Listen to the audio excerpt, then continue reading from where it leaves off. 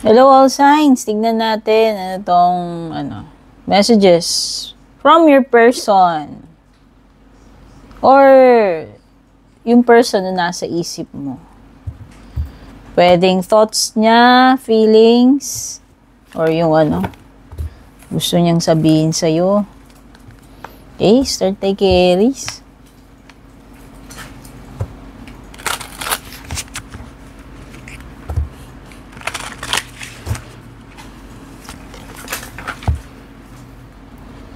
Sabi dito, I'm starting to realize the depth of our connection.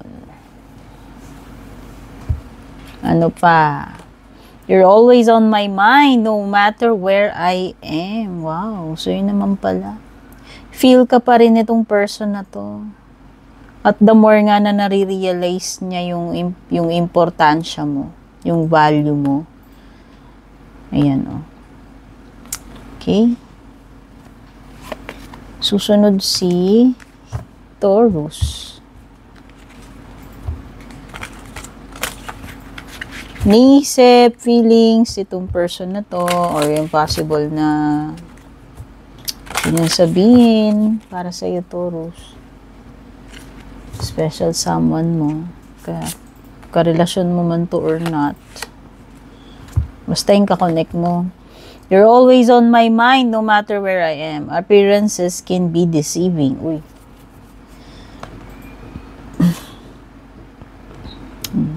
Palagi niya iniisip.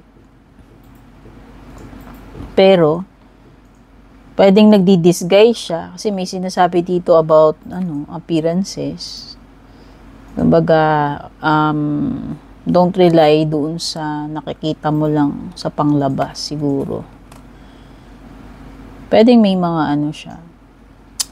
May mga, hindi siya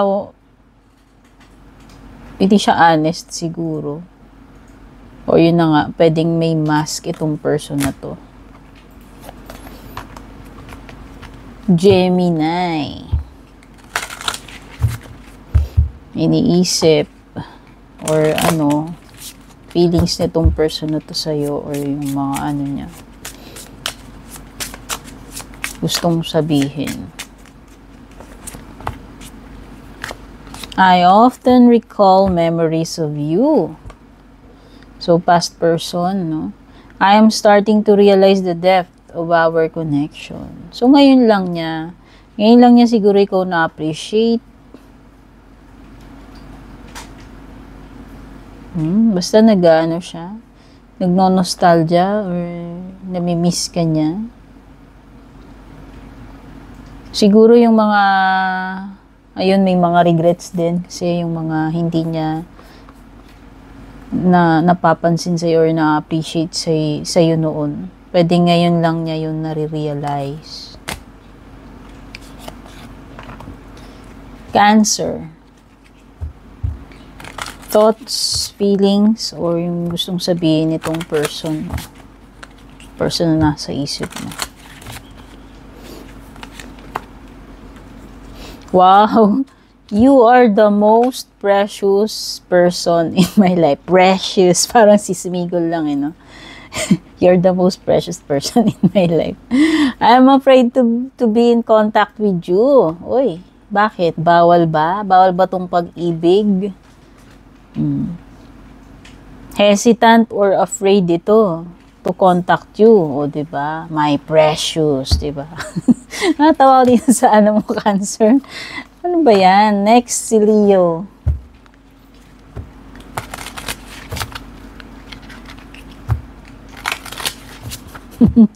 Natawa din sa precious. Hindi ako makamove on. Ito, thoughts, feelings, or gusto sabihin sa'yo ni person, Leo. It was difficult to say goodbye to you. We'll reunite someday. Nagbabanta, Leo. O, diba? Hindi para sa kanya, Hindi pa tinuldukan. No, actually, nahirapan nga daw siyang, i-let go ka, or, ewan ko, nag-break ba kayo? Ano ba to? O pansamantalang paalam? Basta, may comeback, ayan, sabi niya. May magre-reunite at magre-reunite kayo. Yun ang ano niya. Yun ang plano niya or nafe-feel niya. Hello, Virgo. Oops, wait lang. Ito yung thoughts or feelings or gusto sabihin sa'yo nitong person mo. Person na nasa isip mo. Special someone mo. Ano man ang tawag mo dyan. Ano man ang connection ninyo. You're always on my mind no matter where I am. Naman pala eh. Hindi ka makalimutan or lagi kang sumasagi sa isip nitong person mo. I departed when I saw you with someone new. Ayan, pwedeng nagselos, na-discourage, nasaktan. Nung nakita niya na or nalaman niya na meron kang iba or bago. Yun. Libra. Yan. Thoughts, feelings, or gustong sabihin itong person mo. Person na nasa isip mo or kakonect mo. Ano man ang ugnayan nyo nitong person na ito. Special someone mo. I hid my true identity from you. I need you. Wow. So, may pagkaklingi, ano? Or talagang hindi niya kaya na wala ka siguro. At hindi ko alam anong purpose nitong person na to, bakit niya tinago yung totoong pagkatao niya sa'yo. Siguro takot siya na ma-turn off ka or hindi ko alam anong reasons niya. Baka may mga madilim na kahapon. Hindi ko alam, Libra, basta may tinago siya. So, pwedeng nagsinungaling siya sa'yo. Yun nga, hindi siya naging honest. May mga tinago siya tungkol sa kanya. Sabi niya, I need you eh. So, hindi ko lang sure kung yung need na yan may love din. No?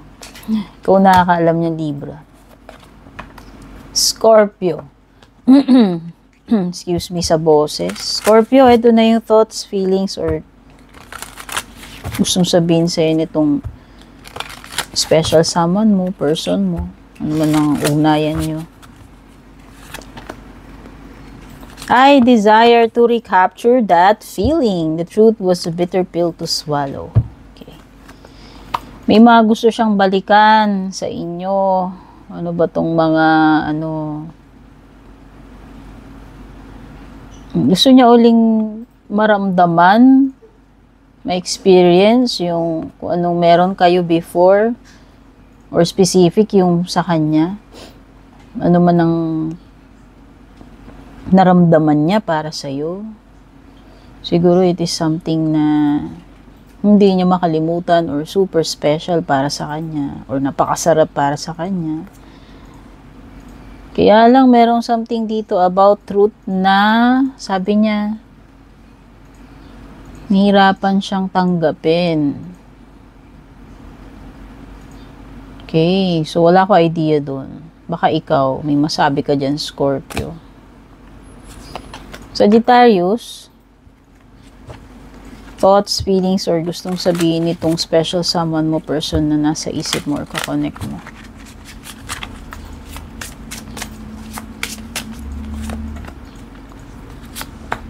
I hid my true identity from you. I'm not in the mood. Hindi naman pala eh. Sagittarius, wala pala sa mood tong tao na to. O baka talagang hindi lang siya interesado rin sa'yo. Hindi kanya type. Okay.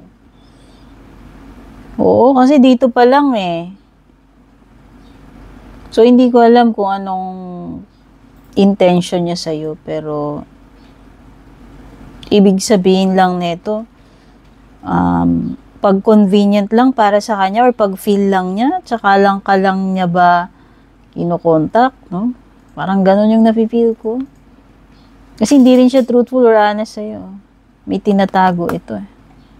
So, something sketchy or shady about this person, parang hindi ko feel yung aura niya. Capricorn, thoughts, feelings, or gustong sabihin sa'yo nitong special someone more person na kakonect mo. Ano man ang ugnayan ninyo. Okay. It was difficult to say goodbye to you. We were too young to be together before. Eh naman pala. Masyado pa kayong bata. Baka pinaglayo kayo. Or syempre pareho pa kayong immature. Kaya siguro hindi pa, alam nyo yun, hindi nyo pa na-workout yung mga imperfections or yung mga differences ninyo since bata pa kayo. Pero nahirapan siya na i-let go ka or mag-goodbye. Okay?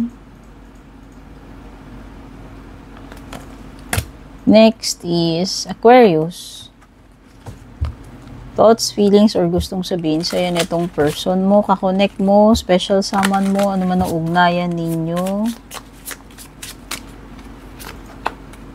I walked away before you could break my heart. I wonder if you're enjoying life more without me. So, ayun naman pala. Missing out itong person na to ngayon. Pero kasi kasalanan naman niya eh. Siya yung nag-walk away. Diba? O diba? Sisihin niya yung sarili niya. Parang gano'n na nga. Parang may regret. And somehow, imagining you, ini-imagine niya kung kamusta ka? Okay ka ba? Ngayon, nag-ano to?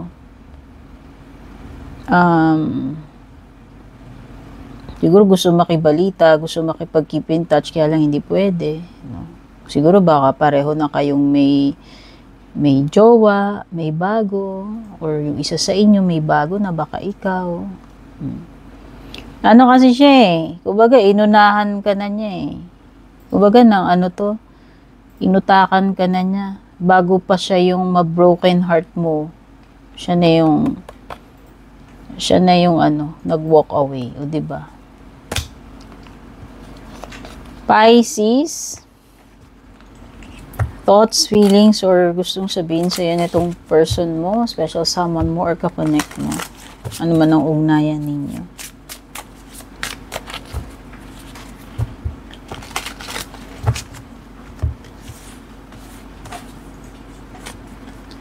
I know I've been distracting you. We'll reunite someday. Wow.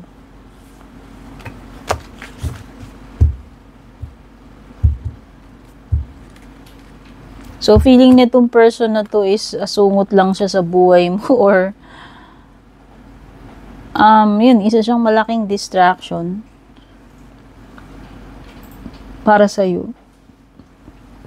Pero parang meron something sa kanya na sure siya na balang araw para kayo pa rin sa isa't isa or magre-reunite kayo. So, para sa kanya, yun, parang sure siya doon sa feeling niya na yun sa'yo. Siguro sa ngayon, alam niya na hindi makakabuti yung presence niya or siya para sa'yo.